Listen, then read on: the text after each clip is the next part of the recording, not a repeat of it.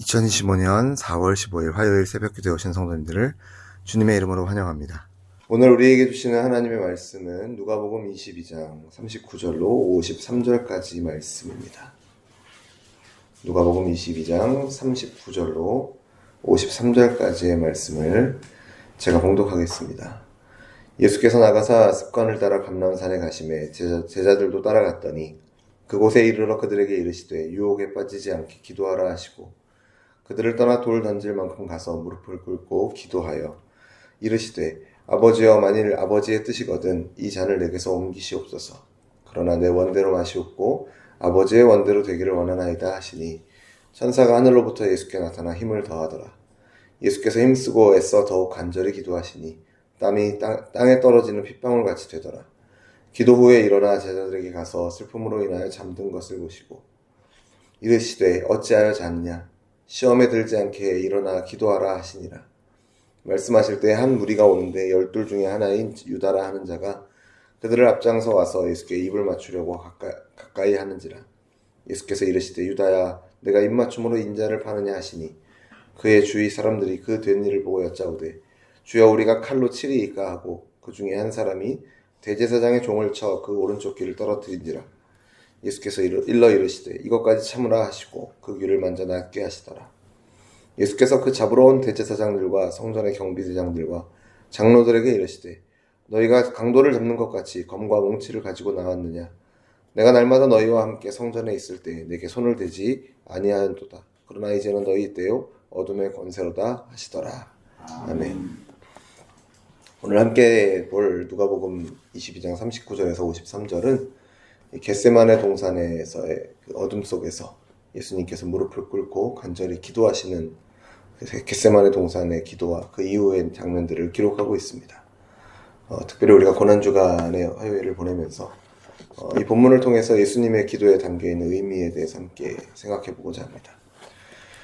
예수님의 기도 안에는 장차 다가올 고난의 의미, 또 온전히 순종하시는 그 순종의 본의, 그리고 제자들에게 주시는 영적인 각성에 대한 메시지가 함께 담겨 있습니다.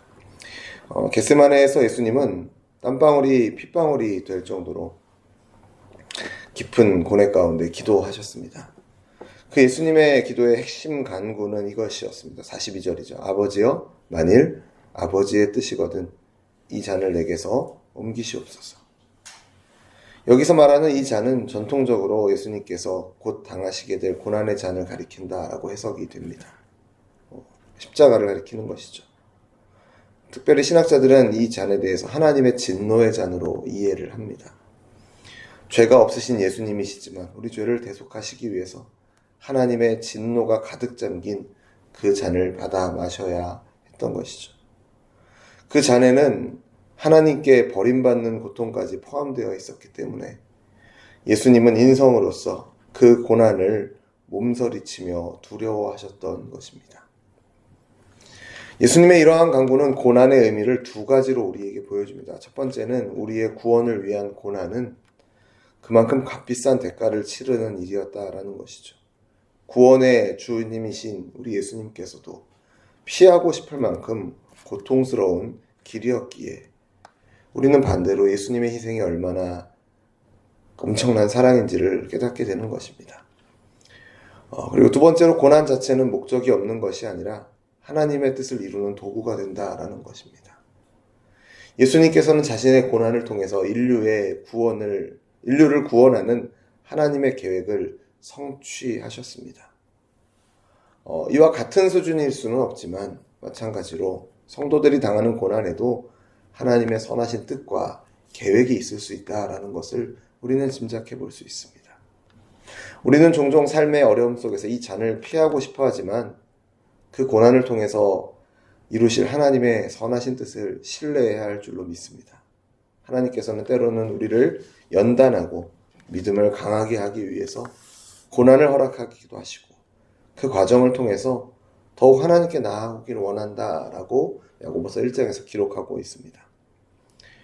예수님이 기도로 고난을 이겨내신 것처럼 우리도 고난의 때에 하나님께 나아가서 간구할 때 그 고난 속에 담겨있는 의미와 또 그 고난을 극복할 수 있는 담대한 믿음을 얻을 수 있는 줄로 믿습니다. 예수님의 오늘 이 기도는 비록 이 잔을 옮겨달라라는 간구로 시작되었지만 24절로 넘어가면 곧바로 어떻게 변하죠? 그러나 내 원대로 마시옵고 아버지의 원대로 되기를 원하나이다 라는 순종의 고백으로 이어집니다. 우리 예수님께서는 자신의 뜻보다 하나님의 뜻에 순종하기를 선택하신 것이죠.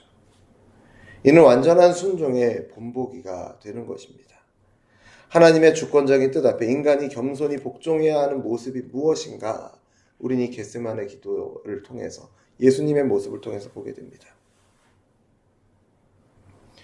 예수님께서 잠시 이 잔을 옮겨달라고 기도하신 장면에 대해서 칼빈은 그것이 고통 중에 터져나온 인간적인 소망의 표현이었지만 곧바로 자신을 바로잡아서 하나님의 계획에 복종하셨다, 순종하셨다 이렇게 말합니다. 예수님의 기도는 솔직한 마음의 토로 이후에 즉각적인 순종으로 마무리된 것이죠. 우리도 기도 가운데 하나님 앞에 솔직하게 원하는 바를 아뢰일 수 있습니다. 힘들다고 말할 수 있죠. 우리의 바람들을 말할 수 있지만 결국에는 우리의 기도의 종착점은 어디로 가야 합니까? 결국 예수님처럼 주님의 뜻대로 되기를 원하나이다. 그 앞에 우리의 뜻을 내려놓고 주님의 뜻을 붙드는 것이 우리의 기도가 나아갈 방향인 줄로 믿습니다. 예수님의 순종은 단순한 포기가 아니라 하나님 아버지에 대한 절대적인 신뢰와 복종을 의미하는 것입니다. 예수님께서는 하나님의 뜻이 최선임을 믿었기에 십자가의 길을 받아들이셨습니다. 그래서 성경은 예수님께서 아들이시면서도 받으신 고난으로 순종함을 배우셨다 이렇게 말합니다. 바로 그 순종으로 예수님은 우리의 구원을 이루셨습니다.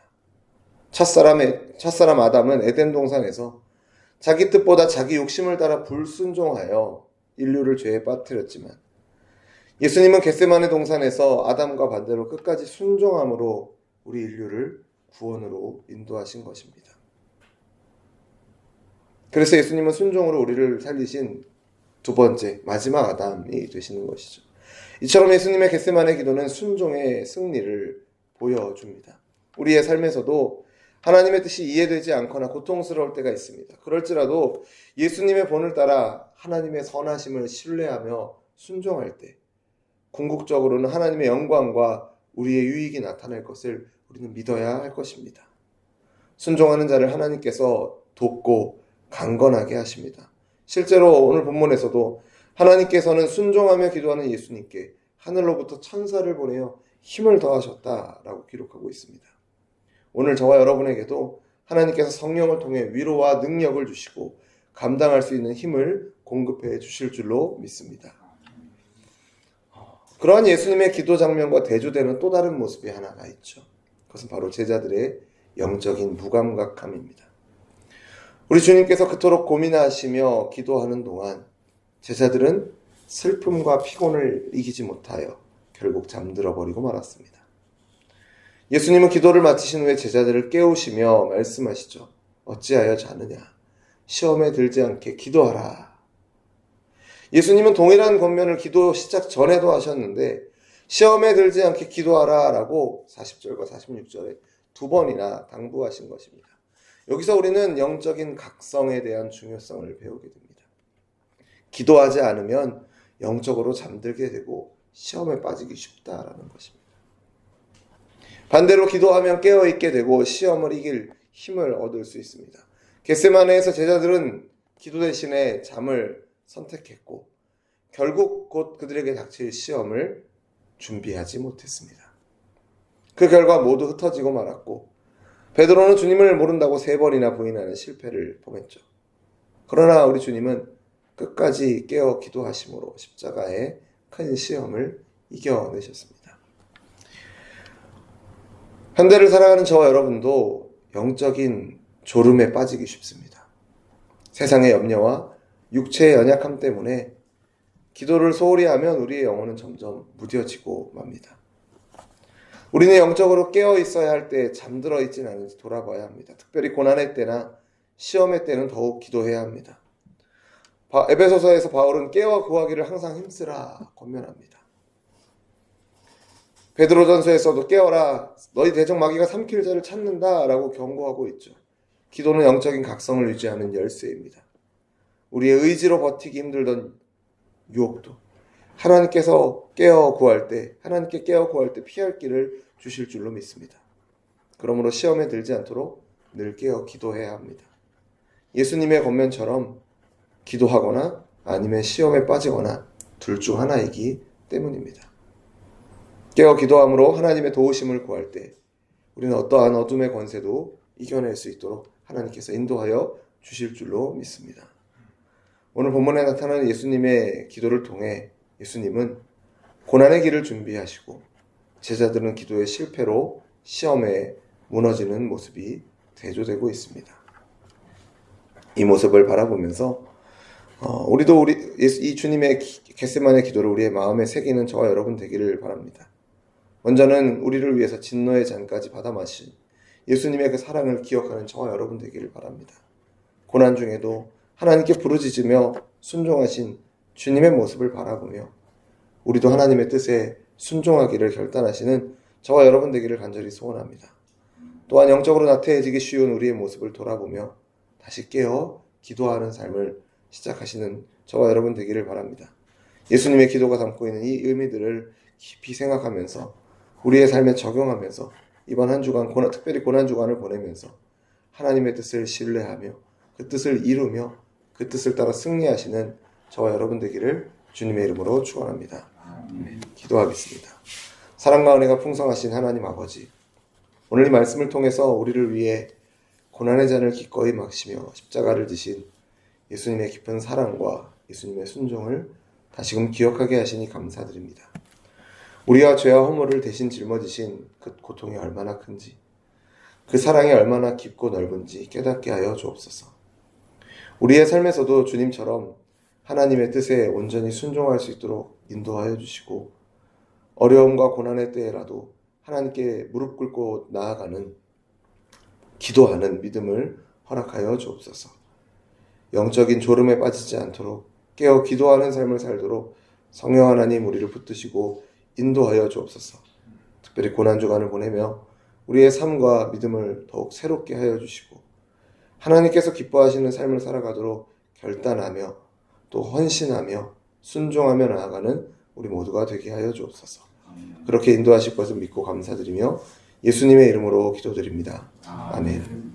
우리 주 예수 그리스도의 은혜와 하나님 아버지의 사랑하심과 성령 하나님의 교통하심이 오늘 이 주님의 기도를 우리의 마음에 품고 주님의 순종을 본받아 깨어 기도하며 살아가기를 결단하는 우리 열린미전교회 모든 성도들과 우리의 삶의 걸음 가운데 이제로부터 영원토록 항상 함께 있을지어다.